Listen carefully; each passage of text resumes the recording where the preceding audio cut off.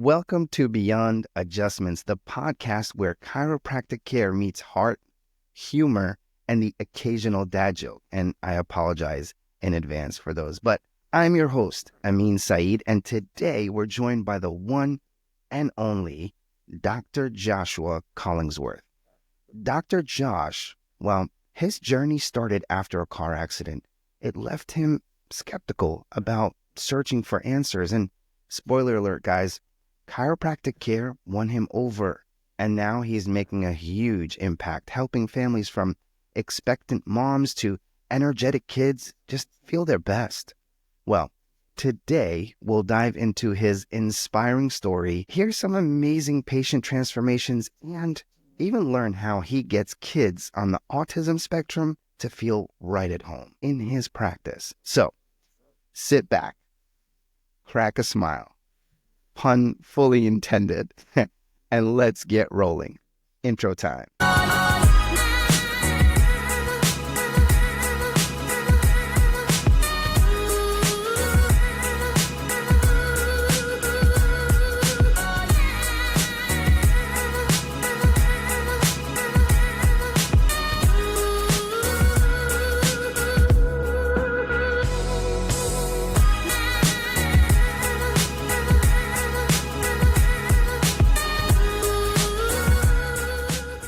Dr. Josh, welcome. Thank you so much for joining me today on the show. Yeah, thank you for having me. This is such an honor. I'm excited. The honor is all mine, my friend, all mine. So, Dr. Josh, I mentioned in the intro about something that sparked your journey here, right? So chiropractic care began with a personal health struggle after a car accident, right? Could you share more about that experience and how it shaped your career path? Yeah, absolutely.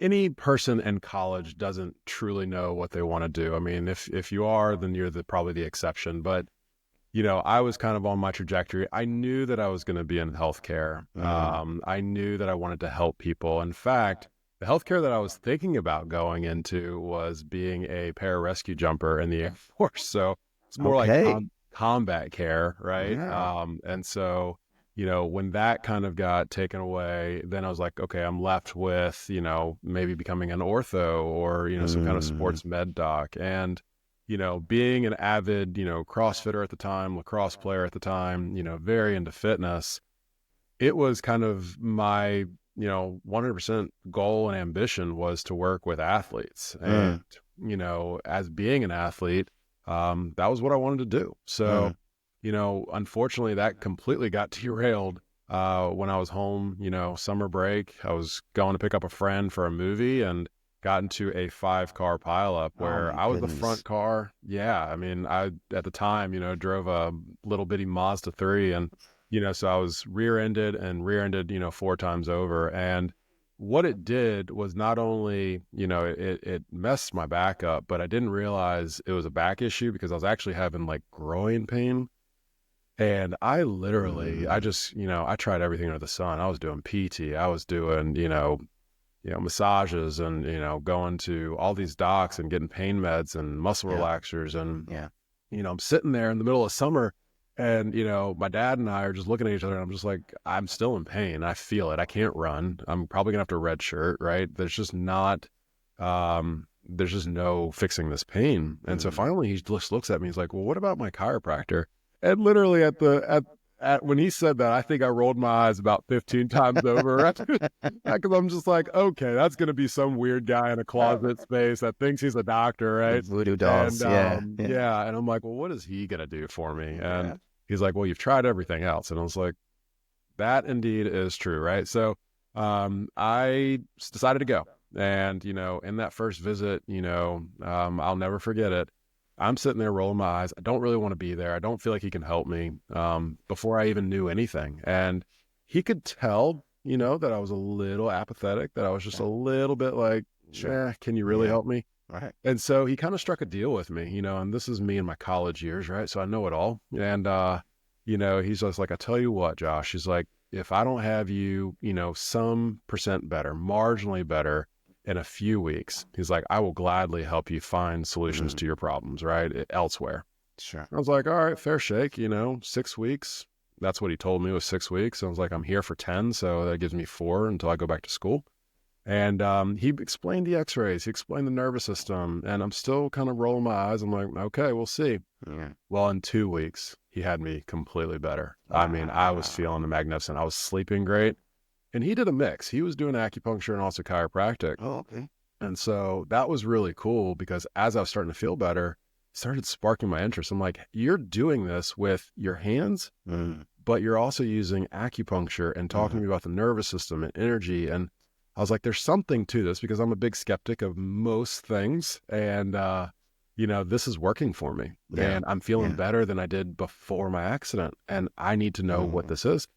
Sparked my interest enough to where I actually ended up shadowing him and for the rest of the summer and like seeing him work with other patients. And it sparked me enough to be like, you know what, this is what I want to do with my life because he changed my life without drugs, without surgery, without medications, without any of that. Yeah. And I want to do that for other people. And so that's kind of what sparked my journey into chiropractic. And I was fortunate enough to get into Palmer College of Chiropractic down in Port Orange, Florida. And familiar. And then, during that, I literally, I think I thought I knew what chiropractic was, like, oh, snap, crackle, pop, right? Kind of what you're taught in school. It's like, okay, we're helping neck pain and back pain and headaches and all the things. And then I realized that there's way more to it because I thought I was just going to work with like Navy SEAL, like we're in a heavy Navy area in Virginia Beach. So the SEAL community's here, Navy SEALs. We've got a lot of military, firefighters, first responders. And I was like, yeah, I'm going to work with CrossFit athletes, Navy SEAls, help them get out of pain, help them kick butt. And I do, and I still do, and I did. But I realized that there's a deeper implementation of chiropractic. When we started getting into the neurology of things, now we're starting to cook with, how are we actually affecting neurology and getting people not only out of pain, but getting their nervous systems to be a little bit more regulated. And that plays a huge factor into the populations that we see now. We still see adults, but we also see a ton of children. I love that. And that's kind of how this all came to be, which is a long story, but kind of an interesting one too. No, not long enough. Let me tell you, because I got some follow-ups. So you were talking about the skepticism. I think we're all skeptics, right? For sure. And sometimes we're fully trusting of certain areas, and some things they're just not the norm, right? Right. And we're just skeptical of it. So, how would you say that your initial skepticism? Obviously, you gave in. You're like, all right, fine, we'll give it a try. Yeah. But about chiropractic care, how do you think that evolved? Like, into this kind of I could see it, I could hear it in your voice, this deep passion, right, that you have for helping others through your practice. How did that kind of evolve? Yeah, I mean, kind of like what I was saying, when you're in college, you kind of know it all, that you can't really be told a whole lot. Yeah.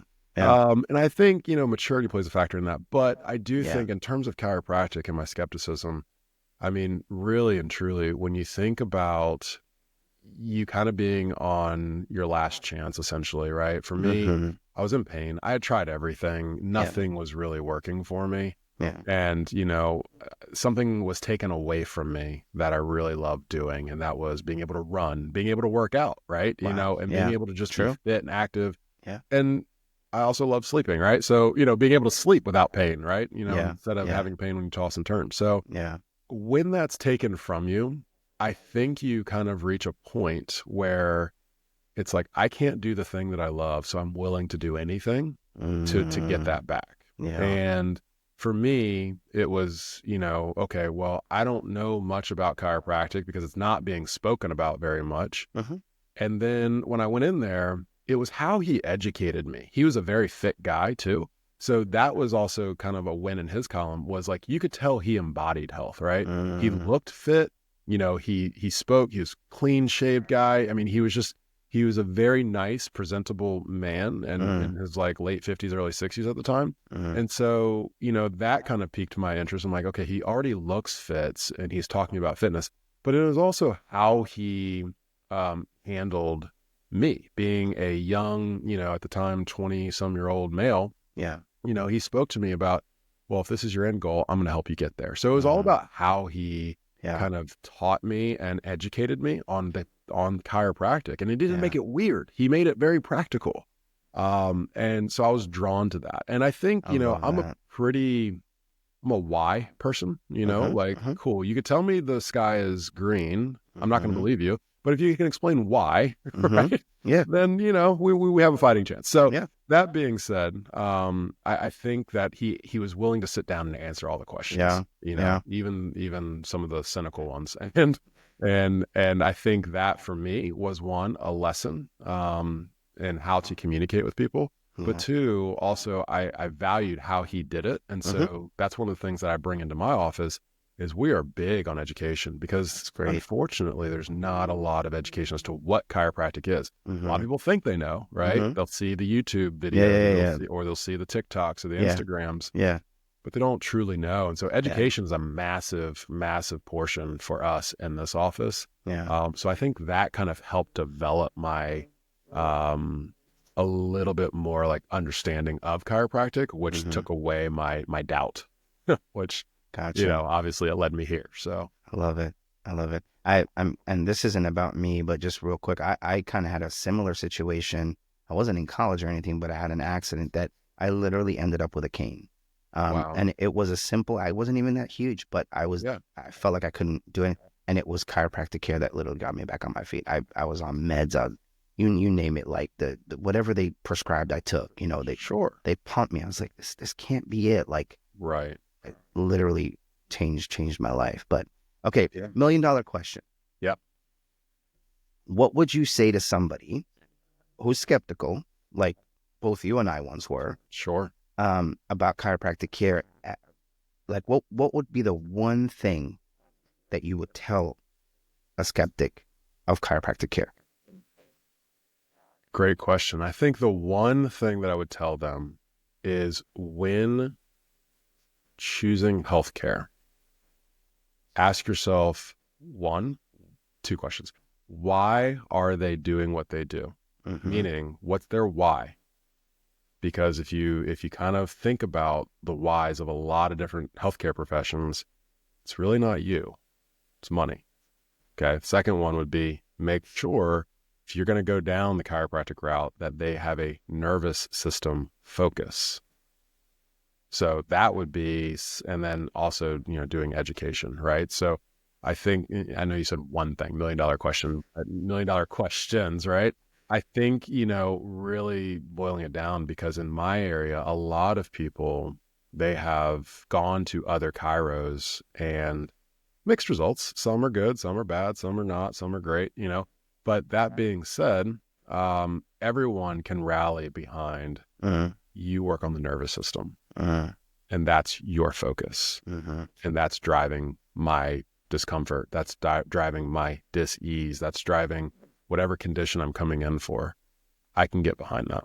I love it. Well, I really appreciate you kind of getting into the personal side of it and telling us your story. That means a lot. Thank you. Absolutely. It takes a lot to open up. So that's good stuff. Good stuff. So let's get into a little bit of the patient care, and maybe a success story or two. So your practice focuses on family care, right? It does. From pediatric to prenatal, and you touched a little bit on that during your story. But what inspired you to shift? And I think at one point you mentioned sports chiropractic. To this holistic, family-oriented approach. What inspired that? Sure. Yeah. So coming out of chiro school, coming out of Palmer, I came back to my hometown of Virginia Beach, and I worked in a pain clinic.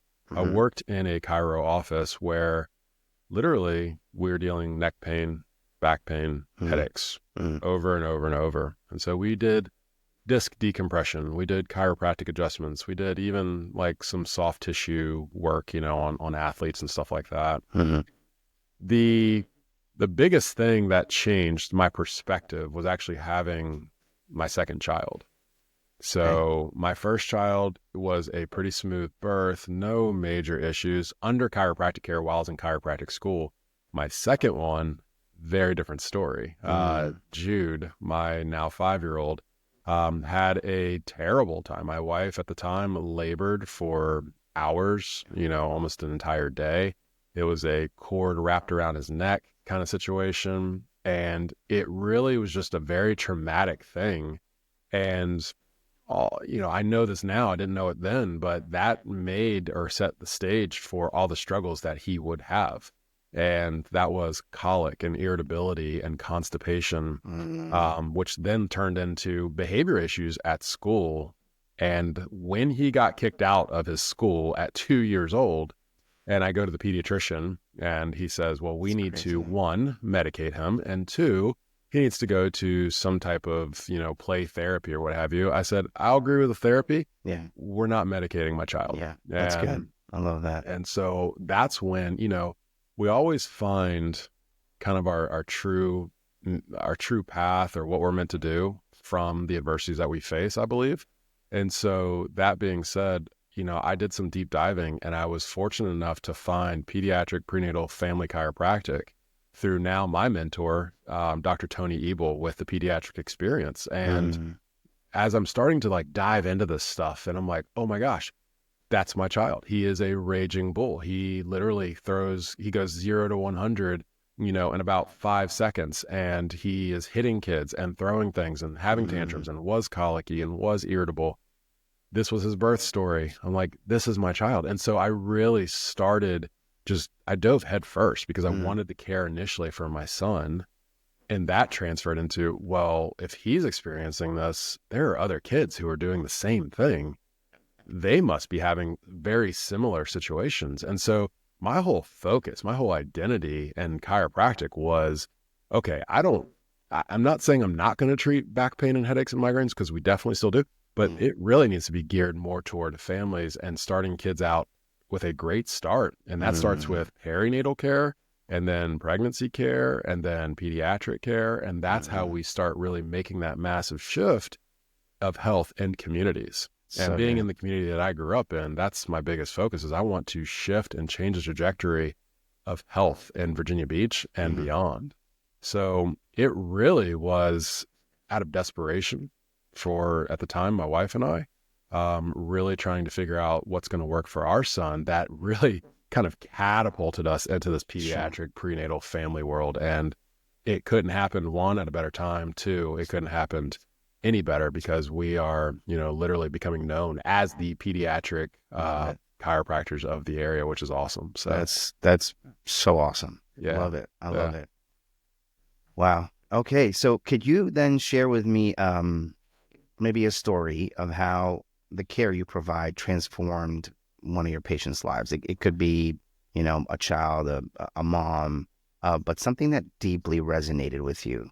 Sure. You're probably going to jump into your son's story. That's what I'm going to assume, but go for it. I love it. Yeah. I mean, my son's story, again, it's no different than what a lot of people go through. It's, a lot of uncertainty, right? Starting with, the day we find out we're pregnant, with our second child. Sure. It's like, okay, everyone hand us that book, like what to expecting. And if you've ever read that book, it's literally like the Stephen King novel of like all things pregnancy.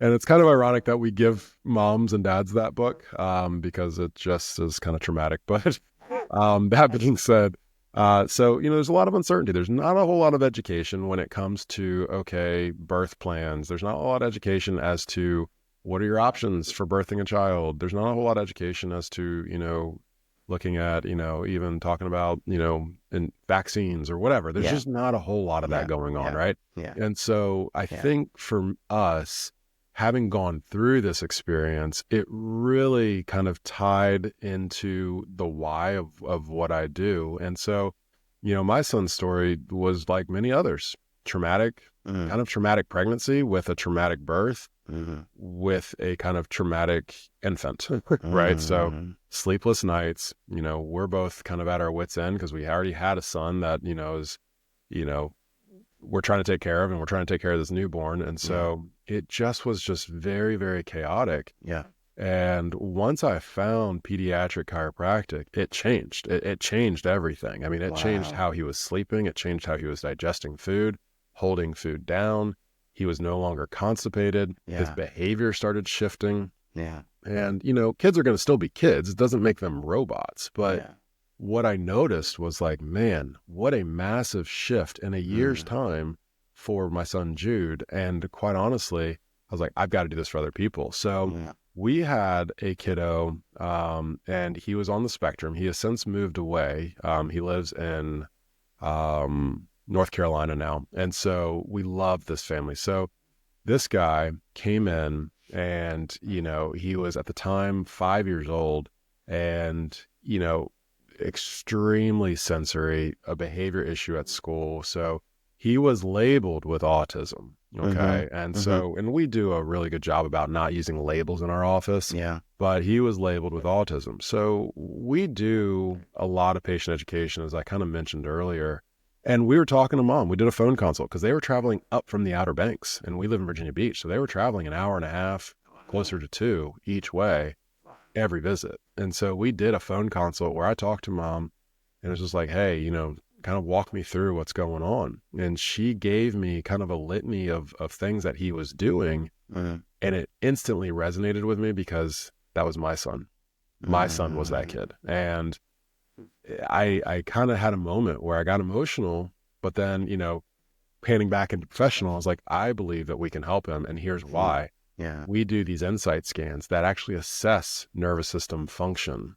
Okay. And if your child, based on his birth story, based on his story at, you know, 0 years old, all the way up to now 4, 5, 6 years old, he's had trauma. He's had systemic overwhelm. He wasn't sleeping as an infant and he's still not sleeping as a 4-year-old.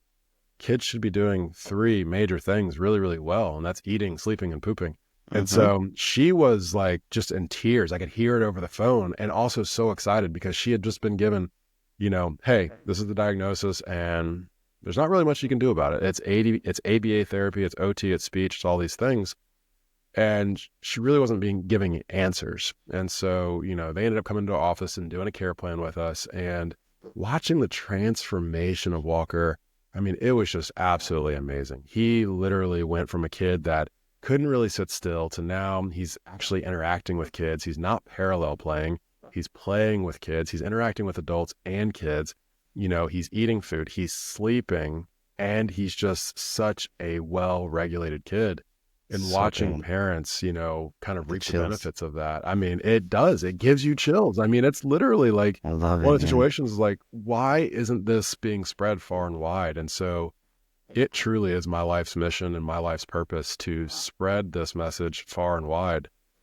Because honestly, more parents need to know about this. I mean, my mentor, Dr. Tony Ebel, he's got the pediatric experience. They're doing great. They've got podcasts. They've got, you know, e-letters and stuff going out. They're all over social media. It's great.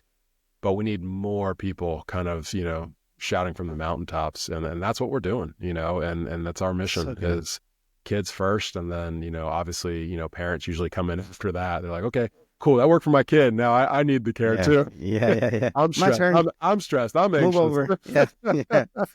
My turn. I get it. Oh my God. Yeah, that's good. That's good. So, okay. So I have 2 kids of my own. I know what it's like. Sure. I have 3. One is in heaven right now, unfortunately, but that's a long story for another day. Thank you. So I know what it's like to deal with kids. Yeah.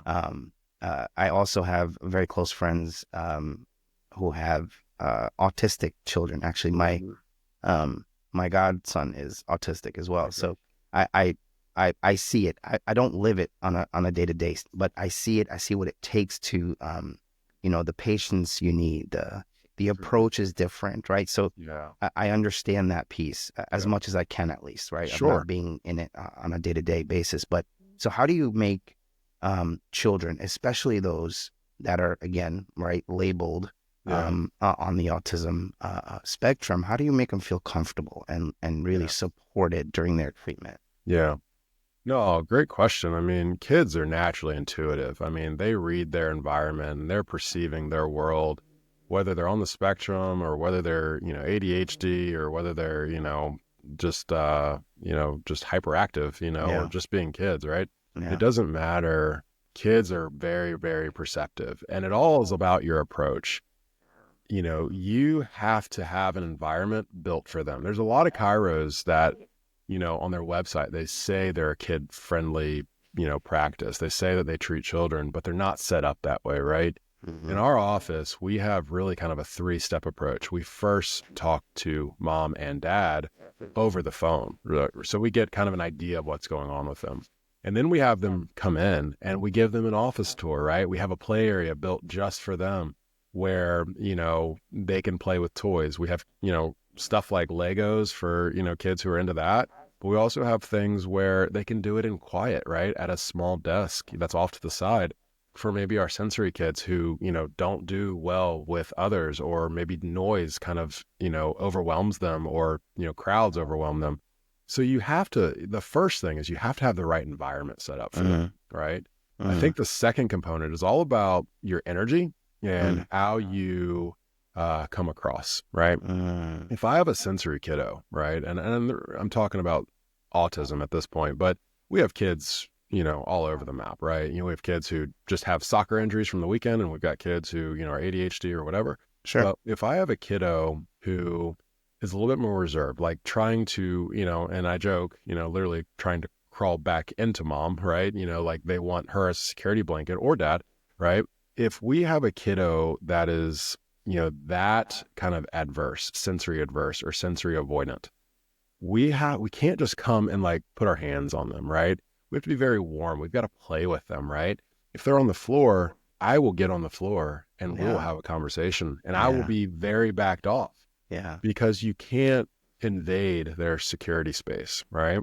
And so, fortunately I have I've got some background in working with special needs populations, and as does the majority of my staff. But at the same time, it's all about your approach and your delivery, and it's about your environment. We have a office that is a beautiful office where we have lights that are dimmable for more sensory kids.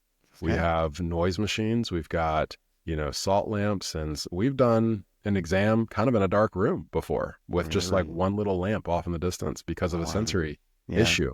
So you have to be readily able to adapt to whatever walks into your office and make them feel comfortable. You have to make the experience for them. And not just walk into it. They can't just walk into a very sterile, bright environment and they're going to feel welcome and comfortable. That's just not the way it works. And so we try to take every accommodation that we can. We have snacks for the kids. That usually works more often than not. I like snacks. Yeah, exactly. Kids love pretzels and things of that nature. But and so my staff, they've been highly, highly trained on how to work with these kids. And there's been times where we've done an entire scan and exam on the floor. There's been times where we have 2 of us in there and one's kind of playing with the kid while the other one's kind of, palpating and scanning and doing what we need to do to get, a care plan built. So it really it takes a team, and it takes a team that their whole mission is to serve these families and serve these kids, because we got to remember, these are the populations that people kind of write off a little bit. Yes, there's therapies and stuff like that, but these moms and dads, they're scrolling social media at night, trying to find answers, trying to find hope. And, for a lot of them, we're that answer for them. I love it. Yeah. I love it. So for patient care and these success stories, I want to leave it with this. I have another one of those $1 million questions for you. So what's the most rewarding aspect of helping families achieve, better health through the care that you provide, Dr. Josh? I think for me personally, what keeps me going and what gets me up in the morning, and I get to say, man, I get to go to work, not I have to go to work, I think for me is seeing the radical transformations in these children. And when you alter a child's neurology, you also alter a family dynamic. A lot of times parents will come in and they've got the big bags under their eyes, right? They look drained. Their mom and dad are kind of like looking at each other like, can't stand you right now because I'm so tired. Yeah. I think the part that I love is watching kids go from completely dysregulated and unhealthy to a place of regulation, healthy, sleeping, eating. Mom and dad are having a much better experience. Because I've had moms come in and say, if I knew it was going to be this hard, I wouldn't have done it. And that's hard as a parent, to admit. But two, as me, as a parent and a provider, that's hard for me to hear because children are such a blessing, but I understand it, because again, it's not easy being a parent, but at the same time, you're also a human. And so I think, seeing how much change happens for these kids and what that does to a family dynamic, you start creating healthy families, you start developing healthy communities. And that's the coolest part about my job is, when people come in, I just, the other day had a patient, severe autism on the spectrum. Mom came in and just so much happiness because they had just come back from Chicago from Thanksgiving. And she was like, she did so well on the plane. And that normally wouldn't have been a thing, or, so having a mom, come in and say, my child is able to focus on homework and focus on school. And the guidance counselor is like, what are you doing?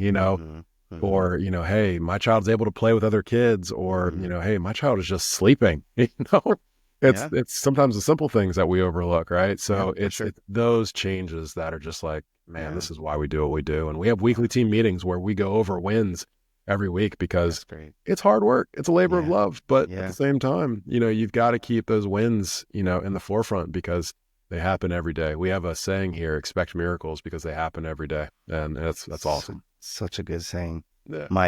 My son's specialist. Well, I don't know why I did air quotes. He is a specialist. He's in chiropractic. He's a clear scoliosis specialist. So we both my kids have scoliosis. I think I shared that with you. Sure. Yep. And he has that same thing on his shirt about expecting miracles. So when you said that, it just kind of sparked. Absolutely. But you mentioned about the whole sleep thing. Yeah. Man, that's us, dude. Like that's literally, I mean, look, I sleep, when I fall asleep, I'm done. Like you can throw bombs next to me and I'll be like, I'm usually the same way unless my 5-year-old comes in. and so we're at the stage where like my son is now 15, my daughter is 12.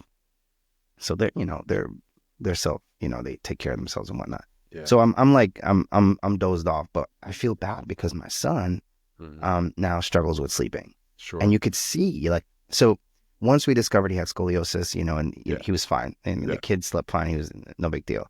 But now that he wears a full-time brace, right? Okay. 21 hours a day, so he doesn't sleep well. Yeah. So I feel terrible. And you could tell, you could see the difference prior. Now we know that this is helping him. Sure. I mean, he's improved a total of like 18 degrees or something like that. It's awesome. Ridiculous. He was at 40. Now it's like, it's insane. Yeah. But we, and we know like this is kind of a thing that he has to walk through and there's no sleep, but I get that. And for kids, whether they're 5 or 15, I mean, heck, adults that don't get sleep are cranky all day, but I see it. Like he struggles to concentrate sometimes. Yeah. Or, and we're trying, and it's hard, right? As a parent. You were mentioning some of the parents will walk in, like looking at each other, like they're going to devour each other. I get that. I get that, man. Like, but, and then for them, I could totally put myself in their shoes because it's like, well, what's the line there? Like when do I attribute, my patience level, where do I need to take it to before I say this is being caused by the brace, or this is being caused by his scoliosis, or he's just a teenager? Like where's that fine line? Yeah. It's really hard to navigate.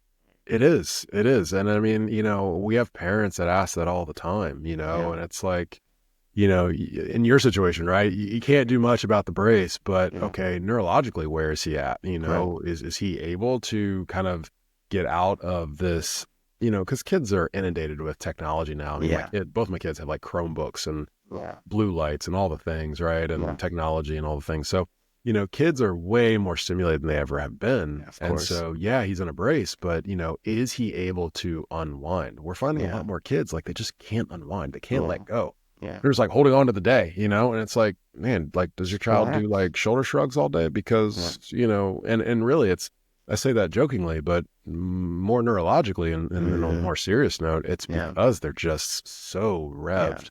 their brains are so on all the time. They're they're overstimulated. Yeah. And so, we Yeah. get a lot of parents though that are, they're already on the beaten path, right? They're eating, they're taking out the dyes, and they're taking out the gluten and the Sure. casein and all the Yeah. things. They're taking, the red dyes and all that. Yeah. And they're on all these therapies and supplements and whatnot. But Mm-hmm. I always tell people, I'm like, look, if neurology is not on board, you can take all that stuff out. And yes, that's definitely helpful. I'm not saying it's not. But if neurology is haywire, well, guess what? Digestion's off, guts off, sleep's off, mental clarity is off, depression, is going to be at all-time high, anxiety, same thing. So it's 100%. literally, it's one of these things where it's like, you got to look at neurology first. And, again, you can't do anything about the brace, but at the same time, you can do everything about where his neurology is and how that's functioning for him. So, Absolutely. No, I agree wholeheartedly. Like there's a lot that we actually, I'm actually thinking about doing a podcast with just my kids and like literally just talking to them. Yeah, I'm actually really excited about that. My son's on board. My daughter's like, do I have to be on camera? Yeah. So and my son's the Broadway, he's a musician, like he's a rapper, like he's ready for it. My daughter not so much. That's but, awesome. But yeah, that I totally agree with what you just said. Like and they don't just, have their braces, like they have to do a Denerol, right? For their neck. They have to they have another thing very similar to a Denerol that goes on their side. They have this weird contraption that there's so much exercises that they have to do to kind of keep their core strong, and then to manipulate the spine, of course. And then, like you said, like we try, look, we're nowhere near perfect, but we try our best to be as, organic as possible. Sure. We give them daily supplements, right? Like for their pain, we don't give them Advil or anything like that. We hate medication. So we try everything with natural approach. So, and because we've seen the difference too, and this is all attributed to my wife, I'm saying it like I'm doing it myself. I mean, hey, kids. I just say, well, babe, she goes this. I go, okay. Let's go get some ice cream.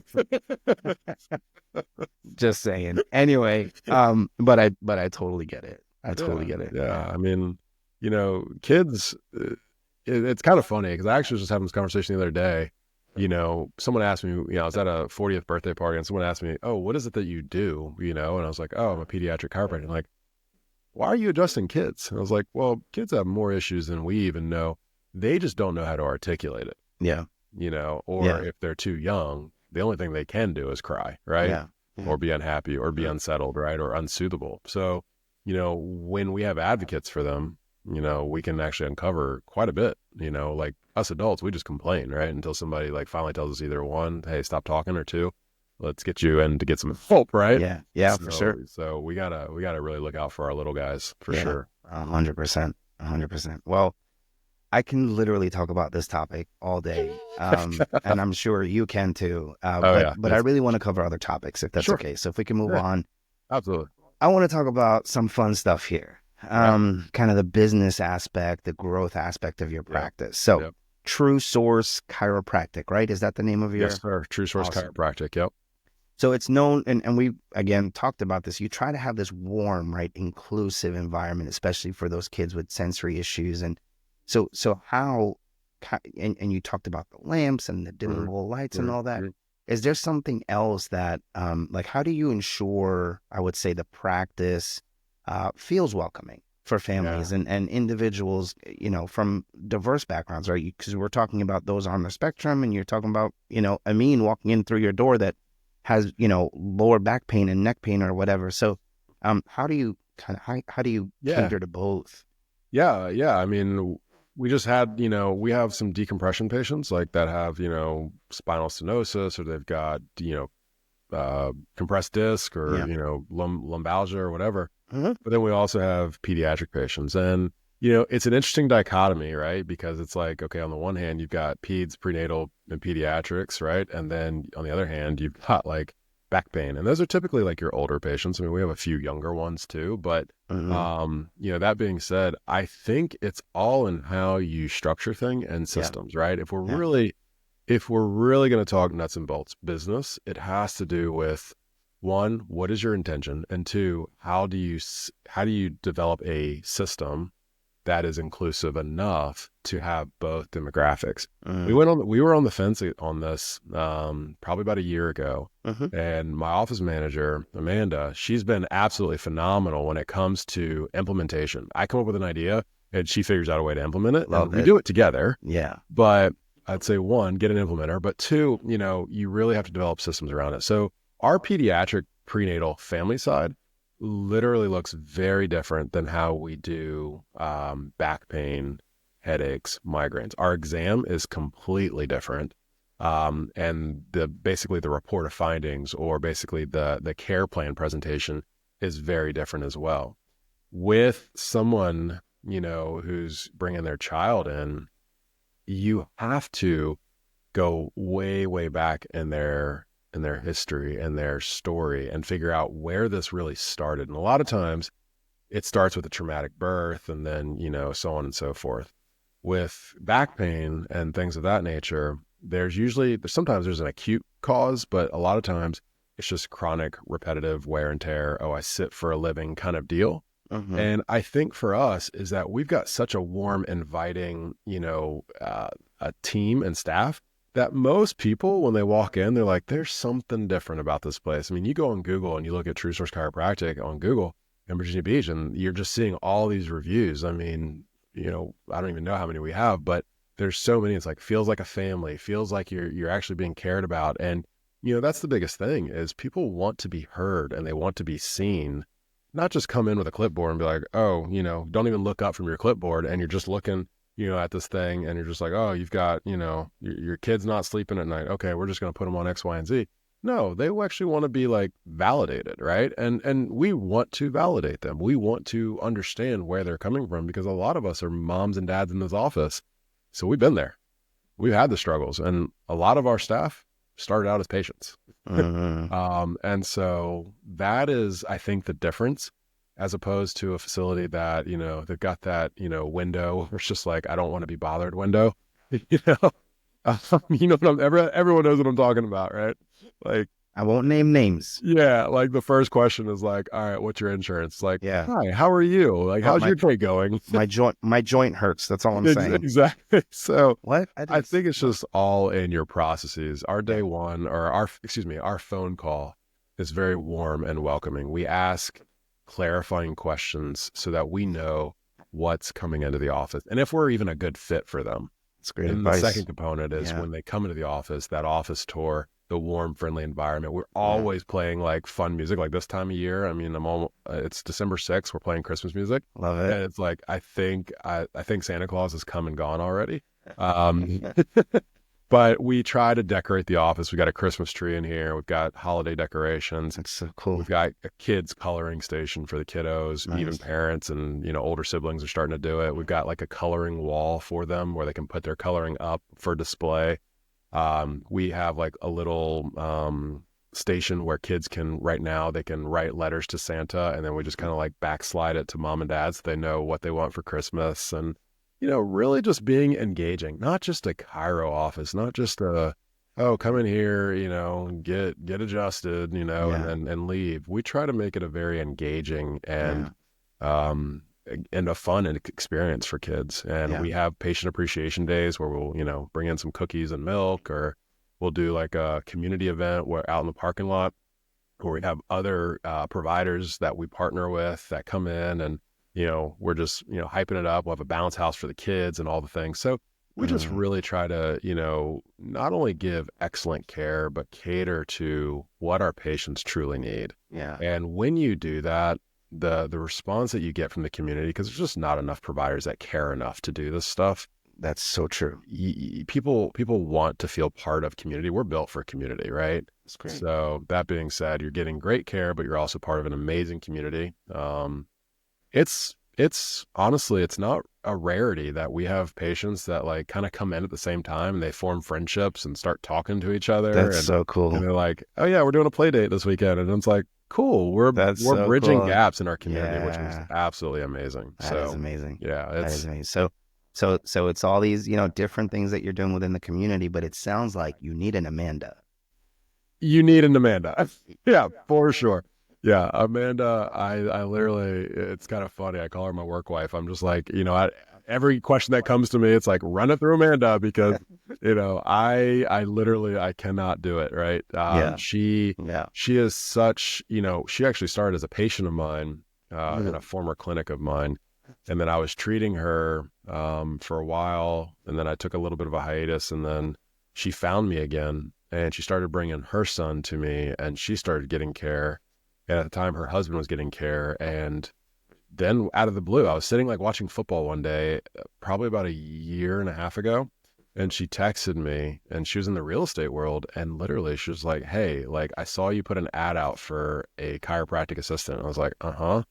And she's like, "I want it." And I was like, "You get paid way more than what I'm paying you, Yeah. or we'll be paying you." And she's like, "I don't care." She's like, "I want out of the real estate business." And I was like, Wow. "Okay." I'm like, Okay. this is what the pay is." And she's like, "I'll take it." And I was like, "Okay." Nice. And that quickly transferred into, "Do you want to be an office manager?" And Mm, so, honestly, this practice would not be what it is without her. that's so good. I Because love that. again, we do team trips to trainings and things of that nature. And she's in there, one, mixing and mingling with other chiros, other office managers, but at the same time, she's taking notes on how do we implement all this stuff into our practice. And, she's been monumental and instrumental in getting this practice from, a really a 2-3 person business to now we have 7 employees, and we're serving at a much higher caliber and getting ready to hire an associate. So, Mm. she's honestly, I mean, I'm the chiropractor and I own the practice, but it wouldn't be the same without her for sure. So yes, you do need an Amanda. You needed Amanda. Got it. Got it. Awesome. Good stuff. So, all right, let's talk a little bit about your website and kind Sure. of community engagement, right? Yep. Yep. Because it's clearly integral, right, to your Yeah. growth. Well, so what role has digital marketing, online presence Sure. really played in building trust with your practice members? Yeah. So our website, we're currently in the kind of the revamping stage. Every business owner is like, "Yeah, I don't love my website," even if it's like amazing, right? But our website was built for ease and access, right? Mm, So, I want that mom or that dad who's searching at 1, 2 o'clock in the morning. I want them to be able to kind of quickly figure out what it is we're about, right? So right off the jump, it says, True Source Chiropractic, family, pediatrics, prenatal, all of those mm-hmm. things. Yep. And then we have tabs that kind of go right into it, right? I think that plays a monumental, because we honestly, every weekend we go home on a Friday night, and then come Monday morning, we've got, a couple messages in our inbox for people inquiring about appointments for their kiddo or what have you. Yeah. So Yeah. we have that going for us, but we also have the Pediatric Experience Directory, or PX directory. And what it is, just kind of, we're listed as a PX Pro because of our involvement with the pediatric experience, but how much Mm-hmm. training we've done, one Mm-hmm. individually as a chiro, but then also as a team. Mm, So we're on this directory, and a lot of moms, because of what PX is doing, they're doing a lot of marketing on TikTok, on Instagram. So what they do is they kind of allow parents to come in to learn about, neurologically based pediatric chiropractic, mm-hmm. and then they funnel it to kind of regionally, right? So we have a lot of moms find us through that, or a lot of dads too find us through that. And then we're also on some neuro databases where people are like, "Yeah, I found you on this database looking for a neurologically based chiro." Mm. And so I think it's all about how you position yourself. If we're truly Sure. talking business and we're truly talking like, how do people find you, or Mm-hmm. ease, right? We do a lot of stuff on Instagram. Like, we make funny reels, we, do engaging posts, we do things about what our office and that day one experience is like, or day two, or how many kids we're seeing, or holiday. Right now we're doing what's called the gift of health, where if you know somebody that you work with or something like that, you can give them a coupon, and how that gives back to a family who maybe can't afford care, right? Mm, So we try to make things as engaging mm. as possible. And then, we just have fun with it, like, yes, people are coming in with very serious issues Yeah. for sure that are affecting the Yeah. quality of their life or their kid's life or what have you. but we also try to be very family oriented. And you can tell that when you go on our Instagram, you can tell like, okay, this is a fun place to be. Mm-hmm. Not just like, It's welcoming. exactly. It's Yeah. not just like the highlight reel. It's like, no, Yeah. this is truly who they are. Yeah. And so we try to have fun with it, but then we try to put out educational content and then also just community engagement. Like there's nothing like a good referral. And the only way you're getting that is if you treat people with respect and That's love and kindness and Yeah. also professionalism and getting and moving, helping them move the needle and get out of that health challenge. So we get a lot of referrals, you know, people will refer their friends, their mom, their dad, and that's just awesome, you know? Yeah. So, and then we do a lot of community events as well. So we Yeah. try to get out in the community. Like tomorrow night, we're going to a doula event where there's going to be a bunch of pregnant moms and we're Very cool. talking about chiropractic. So, Yeah. you know, it's just, we try to be where we need to be when we need to be there. And, you know, that's how people find us, which is kind of awesome. Yeah. Yeah. And I think it also, something that a lot of chiropractors miss, unfortunately. And so two things actually. One, you mentioned referrals. So I have a training out there specifically for chiropractors, free training. It's all out there, but referrals are so key because it's one of the most powerful connections a prospective patient will have to a practice because it's coming from a trusted source. Right. It's a friend, it's a mom, it's a brother, it's a neighbor. It's, you know, they're not going to blow smoke, excuse me, and just so that they can bring, it's literally comes from the heart. Say, hey, I think so-and-so can help you. You know, Dr. Josh does this and he can blah, blah, blah. So referrals are huge. And the way we come about those referrals, again, it's missed is they try so hard with their presence online and all these gimmicks and the sound videos and okay, those are great, those are fun, but you need to be yourself. Exactly. You be yourself, be natural, you know, post even like just, hey, popping in to say hello to the community kind of thing, you know, and people see that, you know, and they also see through the overdone, we'll call them social media posts. Oh yeah. You know what I mean? Yeah. So, especially when you're talking to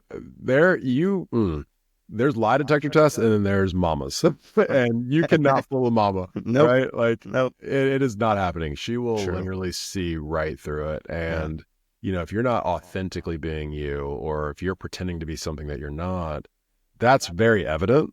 Right. But at the same time, you know, there is a level of, you know, I can't get on there and just, you know, be a drone, you know, be like, oh, this is what we do. But at the same time, yes, you're absolutely right. Like there's nothing quite like a referral. There's nothing quite like that testimonial where we've actually started doing some video testimonials, like recording, you know, asking patients if they'd hop on a video so we can post it on socials.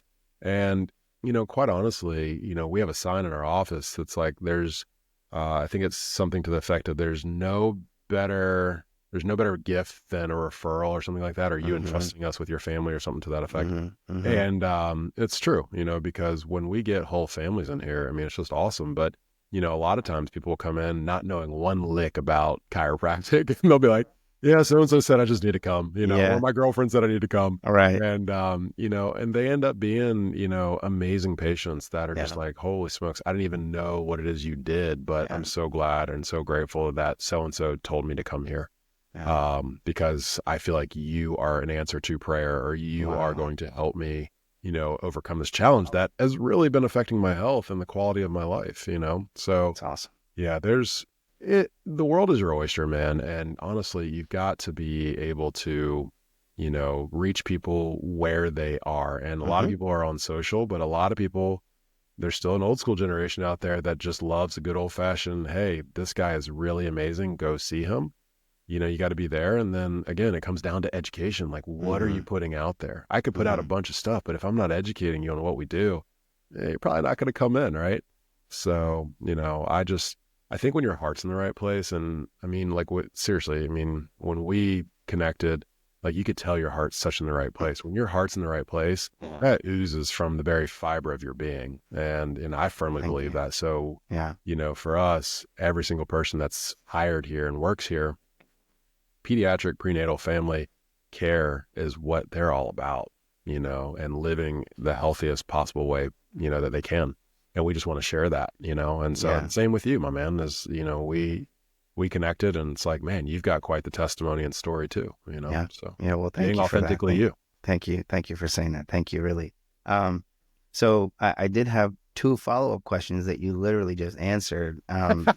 Sorry, brother. No, this is great conversation. I love it because, I wanted to know a little bit more about kind of how you empower families and the balance between patient education. We've been talking about all that. I wanted to know about, staying competitive, maybe innovative, right? Staying family focused. You've been touching on that left and right. So Sure. it's really cool. So brings me to unique offerings, right? So I think I read somewhere on your site about the Webster technique, and kind of advanced pediatric training. Sure. I wish I knew more about it, but how do All you good. communicate these benefits, right, to maybe potential patients? Yeah. For me, like, every opportunity is an opportunity to talk about chiropractic. And I think when you're passionate about what you do, that's not a weird thing to say. Yeah. I'll be on a boat, fishing with random strangers, and we'll have a whole hour of just, hey, this is what chiropractic is all about. But You're stuck with me. Yeah, you're stuck with me, man. Yeah. The shore's about 25 miles that way. You can jump off, but I'm going to talk about chiropractic. Yeah, either exactly. way. You might need an adjustment if you jump out of this boat, but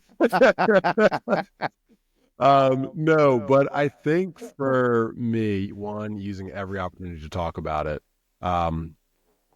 in the right, time and space. Yes, of course. But that being said, I used to introduce myself as, and I promise I'll get back to this. I used to introduce myself as just a chiropractor. Oh, what do you do? I'm a chiropractor. And then what do you get? Like, oh, my neck hurts. Yeah, oh, my back yeah. hurts. Oh, Yeah. can you just adjust me right here on this bench, this bar stool? And I'm like, no, I can't. Right. And then as I started kind of doing some self-reflecting, what I say is I'm a pediatric, prenatal, and family chiropractor. That is neurologically based. And that really kind of takes away that, oh, my neck, oh, my back. And they're like, wait, what? And that opens the floor for conversation. Yeah. And so when you are kind of talking to people, it's really the unique offerings is, one, no one's ever heard of that.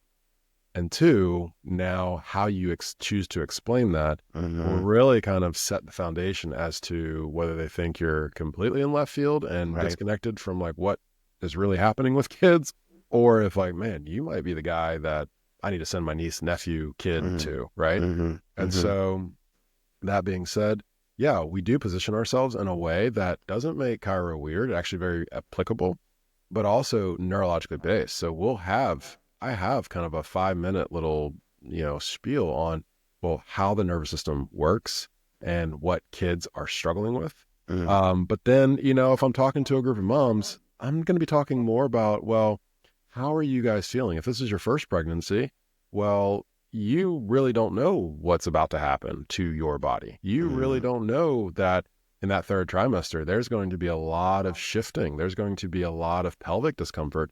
And if that baby's breech, well, we need to right the ship.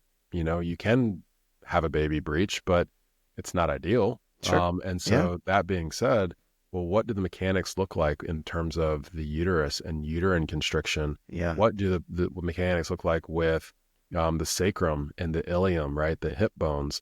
And how does the sacrotuberous ligament play into that, and the round ligament and the uterine ligament, right? How are all of those at play, and how do we create a more favorable, optimal birthing situation, both for you, but also for baby?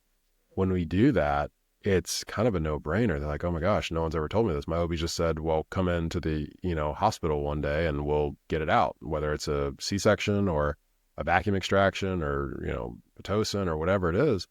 And it's like, well, really, we've got to start at foundational basics. What are your goals, right? Oh, well, I want to get out of pain because, I'm, in my second trimester and I'm hurting really bad. Okay. What is the other goal? Well, I really want to have a successful delivery. Okay. Well, are you planning on getting an epidural? Like, what is your game plan? So we get into that. And then we tie in, you mentioned the Webster technique. Then we tie in how specific chiropractic care, aka especially for pregnancy, specific chiropractic care, the Webster technique really works at reducing the amount of uterine constraint that a baby feels. A baby is in kind of a muscular sac, the uterus. And when when the baby gets bigger and the uterus is subsequently getting smaller, there's not a whole lot of wiggle room for that baby. Right. Well, what if we change the mechanics of the hips? What if we change the mechanics of how much tension is on the round ligament? Do you think that baby is able to flip into a more favorable position, engage into the pelvis, and now is ready to be birthed in a more natural way? Yeah. Yeah, I do. That's so cool. Yeah. So, and then we explain what that technique involves and why it's happening. We've got a workshop coming up just for pregnant moms in January, and it's what to expect when expecting. Oh, The nice. chiropractic version. Yeah. And so, I love really, I try to kind of make workshops centered around these things because there's just not enough talking about it. Yeah. Most women, if you ask them, they're like, I don't know what my birth plan is. I'm just going to go in the hospital whenever my water breaks. Yeah. And it's like, well, if you do that, you're really setting yourself up for not the greatest experience. And most moms want as good of an experience as they can have. So we try to control the controllables and we try to explain what it is that's happening to them. And then, create a care plan that's devised around that. So, I know these are long-winded answers, man. No, But, this is great. But at the same time, it's really just positioning yourself, because I've done so much education around pediatrics and prenatal and family care that it's really explaining to people who aren't being explained really anything. And that's where we try and set ourselves apart. So yeah, there might be another chiropractor. Actually, there is a chiropractor about right across the street. And there's another one, about a quarter mile down the road. But do they do what we do? Absolutely not, because education is first and foremost. The word doctor means teacher. And if you're not teaching, you're failing at your job. But then also delivering, good quality, neurologically based chiropractic care that gets results, but also moves the needle and people's health program. So that's actually, so you led into the answer by saying how you had a mind shift and you stopped saying that I'm a chiropractor. And then you kind of, you have now your title that you've given yourself because of the work that you do and the change that you do and so on. So it's like pediatric, chiropractic, etc. I get that. I get that so much because I'm literally in that boat. I'm not officially changing lives, maybe by way of, growing chiropractic practices, right? You're raising awareness. but so like if somebody asks me what I do, I used to say, well, I'm a digital marketer for the chiropractic industry. And that was the end of the conversation. Because just like, unfortunately, if somebody says, well, I'm a chiropractor, there's this kind of, in some people's minds, this negative connotation that comes around being a chiropractor, which sucks so bad. But it's just, I'm in the same boat in a sense, because if I say I'm a digital marketer, well, it's almost like saying I'm a lawyer, it's like, like you're a sleazeball, but no. But I'm not, I really have a heart for this. And I started changing that. Now I don't say I'm a digital marketer. Now I'm a chiropractic growth expert. That's literally what I say. I love that. Because that's really what I do. Right. Yeah. So I get that when you changed from chiropractor to, okay, this is what I actually do. It's not one word. Right. I don't do one thing. I customize care for certain people in certain ways to get certain results. So I love that. Oh, I like that. I love that more than the rest of your answer, because it's all about a mindset change. It's big. It's a big part of it. Yeah, I came out of chiropractic school and I'm like, on fire, right? I'm ready to preach the chiropractic gospel, as it were. And I think the first couple professional meetings I had, I'm a chiropractor, and like, oh, you crack necks. And I'm like, I just went to school for a really long time. And it was a complete mind shift that had to happen, and really owning what it is you do and what sets you apart from the rest of the chiropractors, and really being able to kind of, not only in today's world, you got to defend everything, right? Because cancel culture is a big thing, but you got to be able to defend it, but also educate people at the same time. That's a skill. That's something that was developed over the last 8 years. So So I'm going to throw another $1 million question at you. Okay. If you had to give one piece of advice to, chiropractors starting a new practice, what would it be? I would say don't, because in chiropractic school, you're kind of, you think you know what you want to do. Be Mm, open-minded. mm, Be open-minded and also own your craft. This mm, is a craft. There's as much as it is science and research, this is an art, this is mm-hmm, a science, this is a philosophy. mm-hmm, It is all of those things. mm-hmm, And you have to own your craft. And the only way to do that as a new chiropractor is one, get excellent mentorship, mm, and two, be very confident in who you are, who you're serving, and what you do. mm. That's good. I feel like these $1 million questions, I'm Yeah, like throwing multiple things in there, you but are, yeah, and I'll yeah. forgive you for it, but that's fine. You're not playing the game that I want you to play, but it's all Yeah, good. 3 million. I think I got like Whatever. 1.5. It's fine. It's all good, man. It's good stuff. So let's get a little bit more detailed. Sure. All right. So let's talk a little bit about the chiropractic techniques, right? I'm Yeah. sure some of these DCs out there are going to really appreciate this, right? So Oh yeah. your certification in the Webster technique, and is it Graston technique? Am I saying that right? Yeah. So yeah, Grasson. It's a soft tissue technique. Yeah. Okay. So do me a favor, just highlight your dedication Sure. to that. Like, it's specialized care in my head, at least. Absolutely. Yeah. I'm an outsider here, but Sure. how these kind of certifications enhance your practice and kind of your dedication to them. Yeah. 1,000%. So, there's the Webster technique, which is geared more toward pregnancy. Dr. Webster came up with it, I believe in the 80s, and it's been very effective to help children get into a more optimal birthing position. Okay. But then we've got, the techniques that we learn in chiropractic school. You've got diversified, which is kind of the standard adjusting, where it's called an high velocity, low amplitude, or a HVLA adjusting. Okay. That's where, you've got somebody lying, face up on the table, and you gently adjust their neck or do a side posture adjustment. I use a myriad of techniques, right? So it's kind of like having tools without sounding too cliche, like having tools in your tool belt. I need a different Understood. tool depending on the job, right? Understood. And so when it comes to kids, and this is where people truly don't understand what we do, this is why the explanation has to happen and the teaching has to happen, is because people see what's on TikTok and on Instagram and Facebook, right? We've established that, but they think that that's what I'm doing to a child or to an infant. And that couldn't be further from the case, because when you're adjusting an infant, one, they're especially, a couple weeks old, their bones, right? Their actual spinal bones that house the nervous system have not ossified, meaning they haven't hardened, right? So that being said, it's less about, snap, crackling, popping. And I hate saying that, but it's less about the manual adjustment and more about the tonal adjustment. So adjusting tone. A lot of kids very locked into this kind of fight, flight reflex, colic, right? Arching the back when they're crying and spitting up and all these things.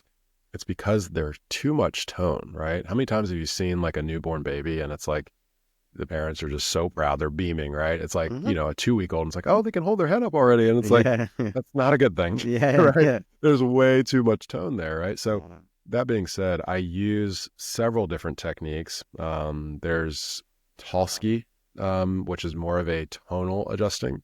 Okay. We use a little bit of network spinal, which is basically kind of tapping into energy systems of the nervous system and allowing them to release on their own. There's MC2. It sounds like an algebra equation, but it's more tonal as well. Okay. But then if I have like an adult or something like that who maybe is struggling with anxiety, I might go back to those same techniques that I'm using on a child. Okay. Or if I have someone that literally has kind of a disc issue, well, I might use a Thompson drop or a Gonstead or a diversified. So I have a lot of these tools, and that's probably the hardest part about my job, is like figuring out, well, which one do you use for what and when, right? And that's why, our exam process is built in such a way that it examines the nervous system, and I can see, are they shifted into kind of this fight, flight, primitive reflex, holding on to all these things, and I need to release them from that? Or are they kind of shifted over into this super parasympathetic exhaustion mode where their body is just drained, and now I've got to kind of add a spark into that nervous system to kind of upregulate it a little bit more? Or is it just, someone woke up on the wrong side of the bed or the wrong side of the pillow, and they're like, man, my neck is just not going to move. Well, now do I maybe use some soft tissue techniques to loosen them up, and then just a gentle adjustment or a drop adjustment or an arthro-stem adjustment? It really just depends. And so when people are like, oh, I know what you do, and I'm like, that's really interesting, because there were days where I didn't even know what I did. Yeah. No, I get that. So, yeah. That's so good. There's a lot of tools in them, and I don't necessarily market all of them, like on, my website or on Instagram, but we do talk about them when I'm doing a report with a patient. I'm like, look, there are going to be some days where it almost feels like I do nothing with your child or with you. And there's some days where it's like, okay, it's a little bit more, he did a little bit more HVLA, high velocity, low amplitude adjusting, your standard traditional adjusting. It really just depends on, one, scans, and two, what is the tone of your body doing? A lot of times with kids, we will do 3 or 4 sessions or 3 or 4 adjustments in the same area. We have what's called like we kind of classify our kids a little bit. We don't use diagnoses, but we do classify them. Like, if this is a raging bull, meaning if this kid is like very fiery and like really stuck and, goes 0 to 100, well, that kid needs more tonal work initially, and then we can do some more adjusting lower. And when I say tonal work, I mean really in the upper cervical complex. We need to calm that down, stimulating the vagus nerve. If they are more of a drunken bull and, kind of clumsy and 2 left feet and running into doors and stuff like that, or maybe missing, gross motor or fine motor, well, then maybe they need a little bit more oomph into that adjustment. So we'll use a little bit more scoops or, HVLA adjusting, where we're only targeting one segment. I think the misnomer about chiropractic is like, oh, you come in, you lay down, and you get, adjusted from head to toe. We call it the flying 7 in our profession. That doesn't happen in our office. We are very specific, and we use what's called the Insight scans. It's a technology that shows me where the stress is located, shows me how much neurologic tension they have, and then also it shows me what is the state of their nervous system. Are they in protection mode? Right. Or are they in kind of a exhaustion mode? So it just depends on what they've got, and so having all those tools, it's probably why I have, so much gray hair, but, because you have to learn all of these things and be very fluid in them. But at the same time, it's necessary for the work that we do. Yeah, that's good. You mentioned upper cervical. I was just interviewing this gentleman, Dr. Sean, in Simi Valley out in California. His son had cerebral palsy. Yeah. And when he was born, long story short, actually, once that's posted, I'll send that to you so you can watch it. It's kind of a cool story, but that'd be great. They went from him not essentially being able to do anything. Like, they pretty much gave him a death sentence, which is ridiculous to me. I hate the medical profession when they do that. They did it with my own daughter, but they he took him to, again, long story, a gentleman who did specialize in that with the upper cervical adjustments and what have you. And that, I think that same day they were in the car ride home, the way he used to hold his bottle was like this. So like one fist against the bottle and one hand. He didn't open this hand. When they were driving home after his first adjustment, he was holding his bottle. Wow. With that hand. I'm getting chills again. I got chills when he told me the story. But yeah, so you were talking about that. It sparked that. But yeah, it's so awesome. Kind of. It's truly miraculous. I mean, there's so many things that upper cervically, I mean, that is one of the most important areas. I always kind of make the analogy, if you break your like low back, right? Like you do something, fall off a trampoline or something, and you like break a vertebrae in your low back or something like that. What's more impactful, right? If you break a vertebrae in your low back, or if you like broke a vertebrae in your neck, right? I would say neck, no? Yeah, because you have so much more going on up there, right? And it's close to the brainstem, and so that's the reason why upper cervical chiropractic is so important. is because there's so much signaling that goes from just the muscles of the occiput that connect to C1, C2, but then also where do all the signals end up? Whether they're coming from your gut, your feet, wherever, they end up having to channel through there. Okay. So that area is full of neurons that go into the brain, go into the cerebellum and the balance coordination center, and then that's just, spread and broadcast throughout the brain of where it needs to go. So yeah, upper cervical chiropractic I've seen some pretty awesome miracle stories with those. Yeah, man, that's so cool. Yeah. Are you seeing any like new up and coming exciting developments in chiropractic care, like for families or whatever, prenatal, pediatric? Are you seeing anything new on the horizon? Yeah, I am. When we kind of first started, like chiropractic was like super fringe, It was like kind of like my original story, or how I got into it. I'm like, I just don't know about that. Yeah. But I think with social media and I think with educational platforms, with like your podcast, like I think that there's becoming we're becoming more the norm, not the exception now.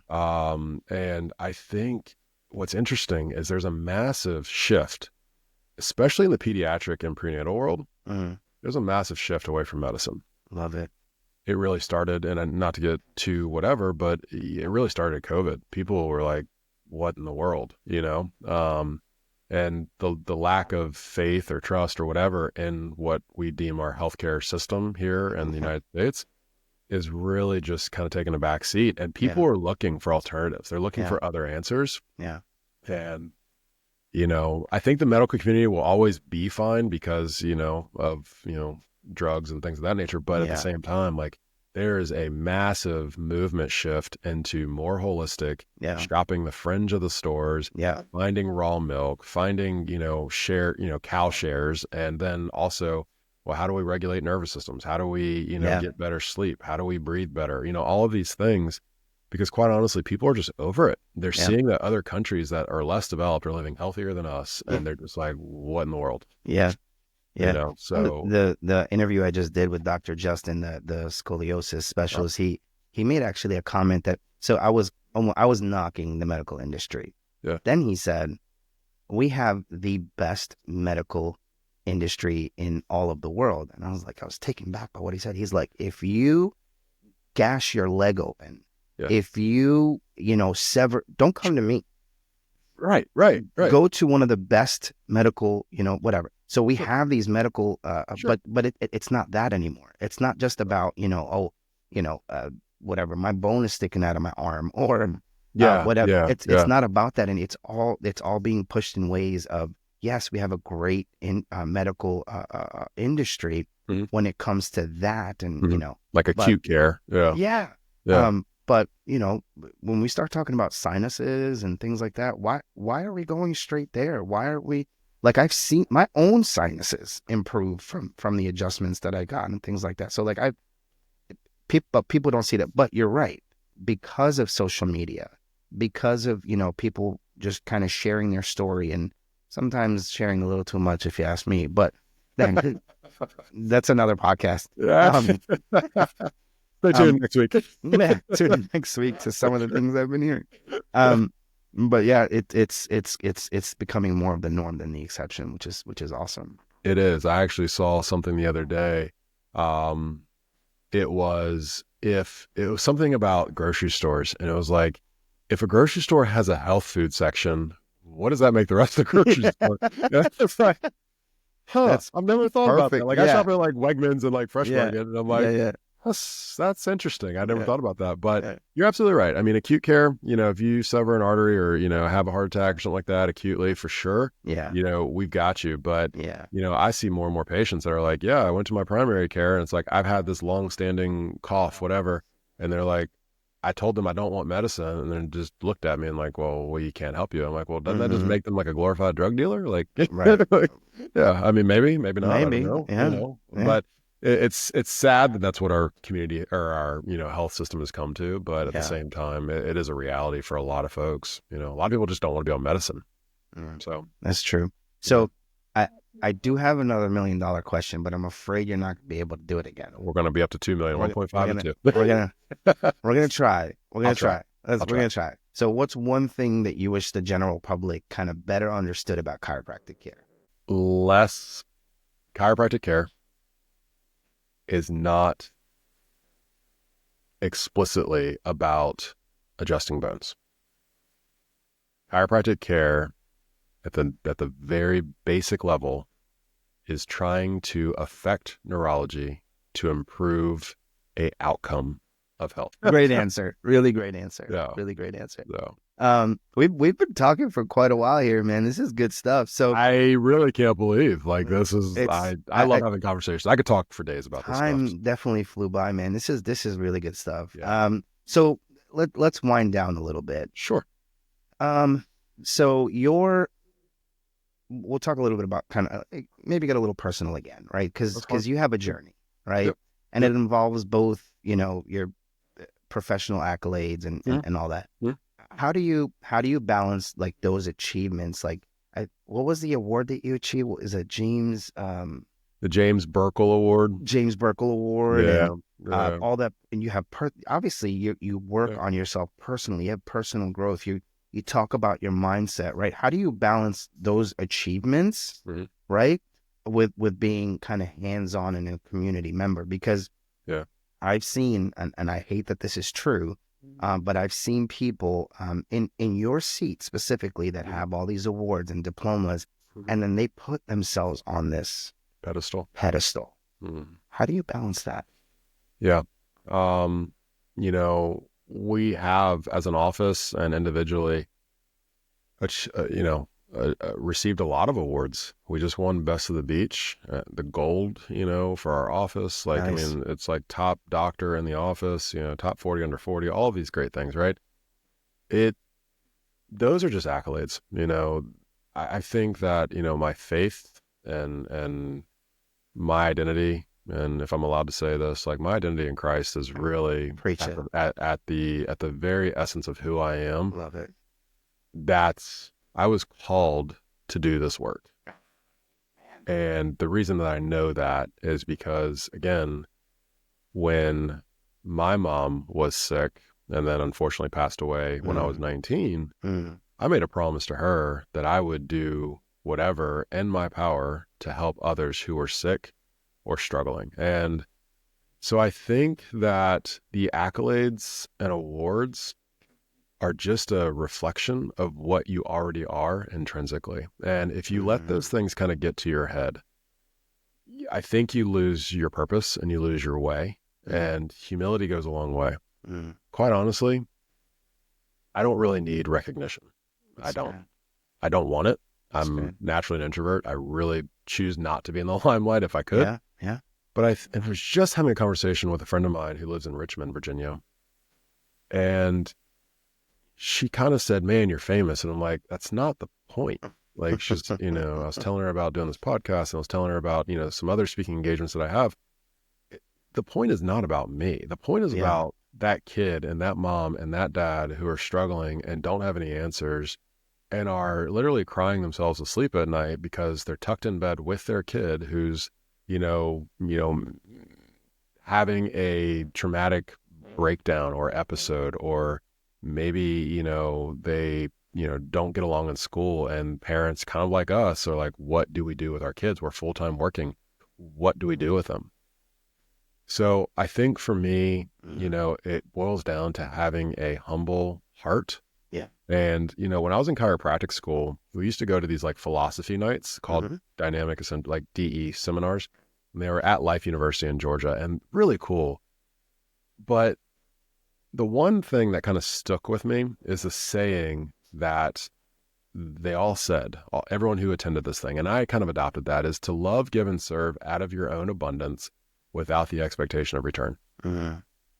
That is the essence of what this place is about. And we want to love on people. We want to serve people, but man, do we want to move the needle in their healthcare. And that's what we're trying to do. And, do we get it right all the time? No. But at the same time, our heart is in the right place. Our clinical excellence is always in the right place. And so, I think accolades are just kind of a little bit of a reflection of what you're already doing, but just announcing it to the public. Yeah. you know? So That's so that being good. said, I think just keeping a humble heart and keeping your faith at the center and keeping Christ centered and just being a servant leader in the community Amen. is really Amen. what it boils down I to. love it. I love it. Yep. Servant leadership, man, that is, if everybody just understood what that was in every field, whether it be corporate environment or, I mean, just when you serve the people that work with you, that work for you, that work around you, everything changes. Yeah. Everything changes. So I love that you said that. Servant leadership is huge. It's huge. Yeah. Yeah. Um, I had a conversation with Amanda. Everyone needs an Amanda, remember? yeah, But I had a yeah. conversation with her, and she was like, you know, you don't really like stress about like finances and stuff like you used to in our office. Mm, I'm like, I think when you focus on finances and when you focus on, you know, oh my gosh, we're going to hit this number this month or whatever, I think you really kind of do yourself a disservice because when you're more patient centered, it it comes. People are coming in droves. yeah. You know, we're booked out through January. You know, So like good. I love that. yeah. I love So that. That's so yeah, good, man. Thank you. Great answer. Really great yeah, answer. yeah, So obviously, family, um, and Jesus yeah, is yeah. It's clearly huge. important to you. Yeah. How does your, personal life really inspire, shape the care that you provide at Right. your practice? Because, you talked about it, servant leadership and Mhm. things like that. It obviously changes the way we interact with the people in front of us. It doesn't matter if you're a chiropractor, if whatever you're doing, your beliefs, your root, whatever it may be, will really be reflected in the way you interact with those around you. So, how do 100%. you feel like it, that really shapes your care? Yeah. I mean, you know, I got into this because of my son, you know, Mm-hmm. and, you know, every conversation that I have in here, if we have a kid, it's, I'm going to care for your child the way that I would care for my kid. Mm-hmm. And, you know, parents, again, moms, they're like lie detectors. They can tell when you're being sincere and they can tell when you're like kind of full of it. And, you know, when I say that and I look at them and I put my hand, you know, maybe on their knee or on their kid or something like that, and it's like, look, we've got you, we hear you, we've got you, and we're going to move the needle for you. Mm-hmm. Parents are like, please, you know, and I think when you kind of have that sincere, again, servant heart, that speaks volumes. But, you know, the way that, you know, my family dynamic and my professional dynamic kind of interplay, quite honestly, is, you know, it's helping me be a better parent. It's helping Mm-hmm. me be a better, you know, partner. It's helping me be, you know, something that I've always wanted to be. Mm-hmm. But I think through serving and seeing other people and having their struggles, there's, you know, obviously they're here for care, but I'm a human too. Yeah. And so when I look and see their struggles, it's like, oh, my life ain't that bad. Yeah. You Yeah. know, I'm obviously going to help them. You know, I'm going to, you know, move the needle for them. But at the same time, it's like, man, I have so much to be grateful for, you Mm-hmm. know, and that being said, you know, the way that I, you know, interact with my family has really changed over the last year and a half. You know, I'm a parent, right? I'm a dad of two boys, right? So a lot more patient and a lot more understanding than I ever have been. And, you know, whether you chalk that up to time and age or whether you chalk that up to maturity or, you know, what we're doing in here, I think that when there's no congruency, right, from how you live personally and how you kind of come across professionally or how you do things professionally, I think there's going to be some conflicts Mm-hmm. interpersonally. And Mm-hmm. so I try to mirror the two as best I can. You know, am I perfect? No. But at the same time, you know, there's this practice has shown me one, there's so much to be grateful for, but two, that congruency in life is everything. And again, going back to my faith system, you know, it's something that we here at True Source, you know, we're all about is that, you know, you have to have whatever it is, you have to have a faith-based system because Mm-hmm. quite honestly, you know, life gets hard and it gets hard to be a provider sometimes. It gets hard to be a dad. It gets hard to be all these things. But if your faith is at the core of all of it, there's nothing you can't handle. Yeah. That's Yeah. good. Yeah. That's good. You've touched. I'm gonna turn this into $1 million question. See how you deal with it. How Yeah. has being a dad really shaped your perspective on, what families truly need from a Mm. chiropractor? Yeah. I think that being a parent gives you insight into what the actual struggles are. And I think that, from my vantage point and being a dad of two boys that are amazing kids, love them to death, Jackson and Jude, it really has kind of opened my eyes to how invested parents are. Because before I had kids, I didn't know. My parents would tell me, "Oh, I love you," and I'm like, "Do you? I don't really know." Yeah. Yeah. But once you hold that baby for the first time, that's yours. You're like, holy smokes! Like I felt my heart swell when I first held my child, my firstborn, and then obviously my second. And understanding what that love, that true like agape love feels like. Yeah. When I go into an exam room with a mom or with a dad and watching them break down in tears or watching them like struggle with their kid, I'm like, that's their world. And it is, they're entrusting me to take care of their baby. Yeah.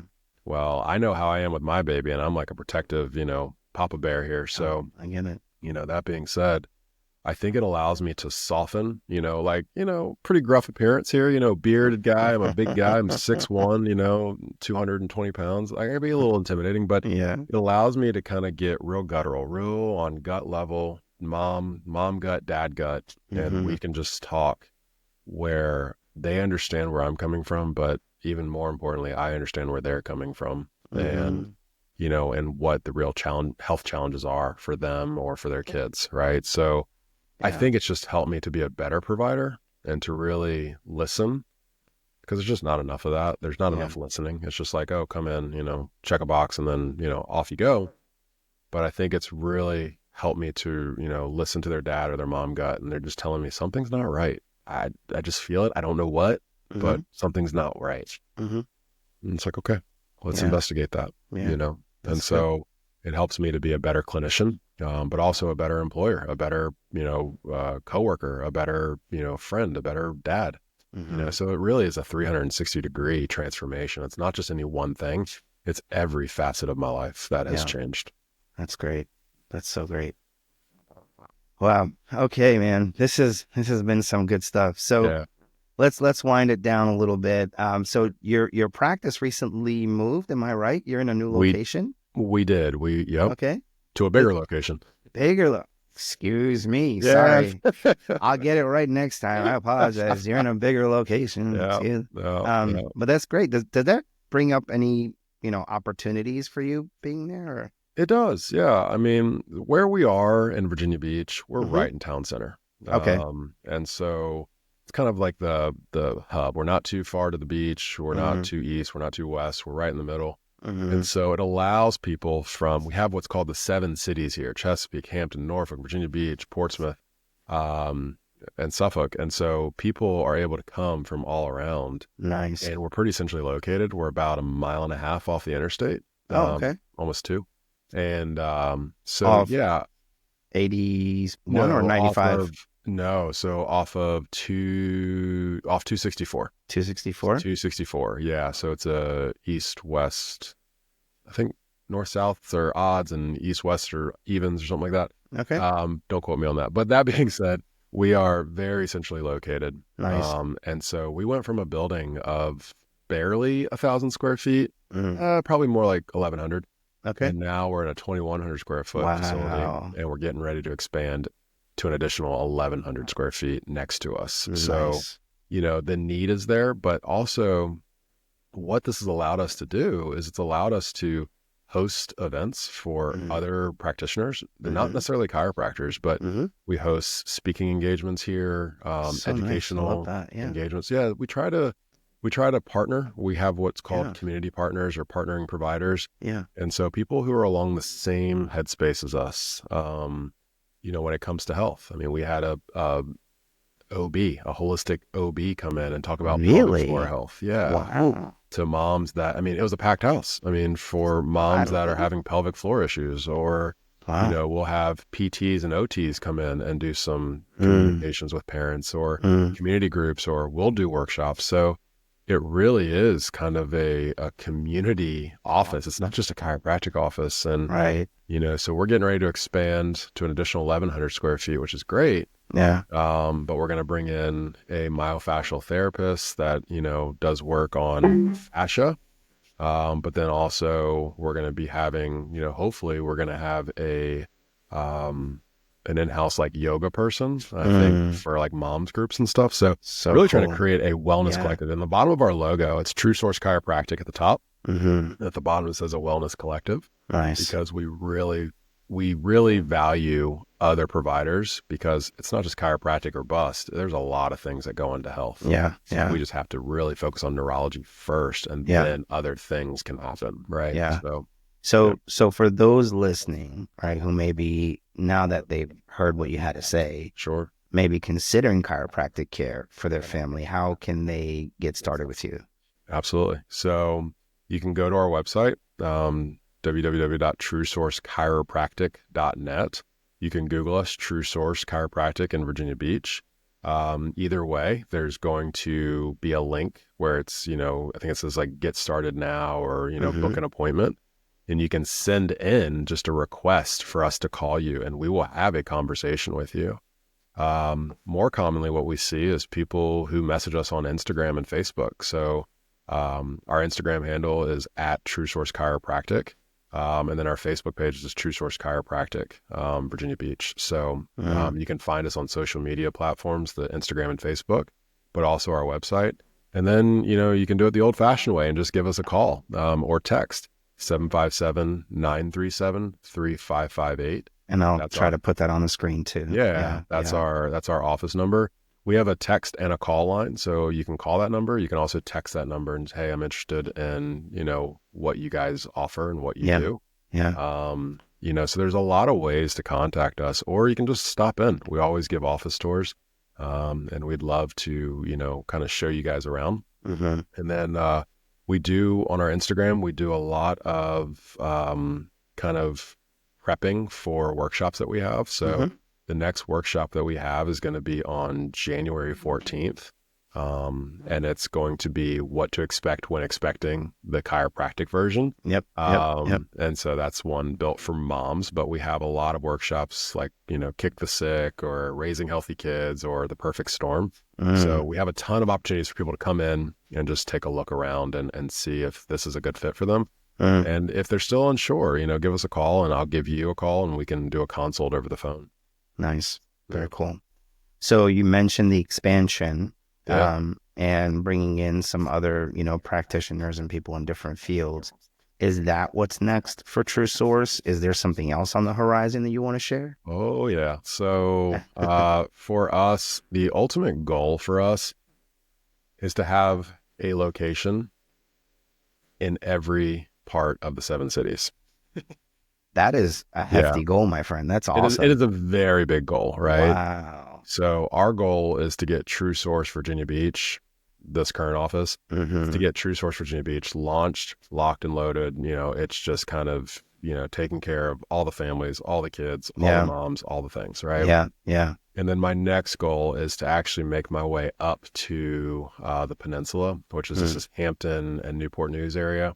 I'd like to put an office up there so that, people up there don't have to cross the Chesapeake or the Hampton Roads Bridge Tunnel because that is kind of a hiccup for a lot of people. But the ultimate goal, it's not so much about, oh my gosh, I want my name franchise all over the place. No, it's not that. I can see that. It's about being accessible to everyone. And, we have people coming down from Maryland. We have people coming out from North Carolina and everywhere in between. Yeah. I just want to have more access for people so that they can get the care that they deserve. So, this is kind of, this is our first year and a half. We're coming up on 2 years.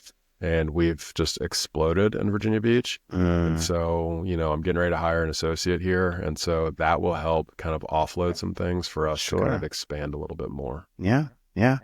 All right. So let me close with $1 million question. You mind? No, not at all. All right. Let's see if you can do it. See if I can do it. I believe in the last one. Yeah. I believe in you, Dr. Josh. So if a listener could take away one message about family health and chiropractic care, what would it be? Now, I made it easy for you because I said message, so you Sure. could be creative. A little bit creative, yeah. Go for it. So Hippocrates, the father of modern medicine, is quoted as saying, "Look well to the spine for the cause of dis-ease." What he really meant in that was the root causes of a lot of challenges, whether it is dysfunction, disconnection, or something in between, always lies within the nervous system.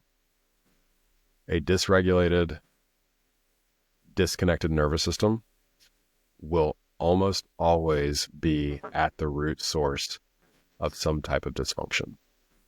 Our job as chiropractors, and more specifically, our job as neurologically based chiropractors who specialize in pediatrics, prenatal, and family, is to take a nervous system that is completely dysregulated, that is completely overwhelmed and overrun and struggling, and get it back to the way that God originally designed it, where kids are thriving, they are eating, they are sleeping, they are using the bathroom, and they are doing all the functions that are necessary for kids to thrive in life. And when a child is able to do that, that is when true health is actually achieved. It's awesome. Great answer. Great job. Great job. Yeah. I'll give you another point for that one. So you did good. That's awesome. $1.5 million question. That's great. Well, Dr. Josh, really, really enjoyed our time together. Thank you so much for your insight and really spending the time with me. And I look forward to doing this again in the future with you, man. Oh, absolutely. Bigger and better things on the horizon, my man. Thank you so much for having me. Thank you. Absolutely.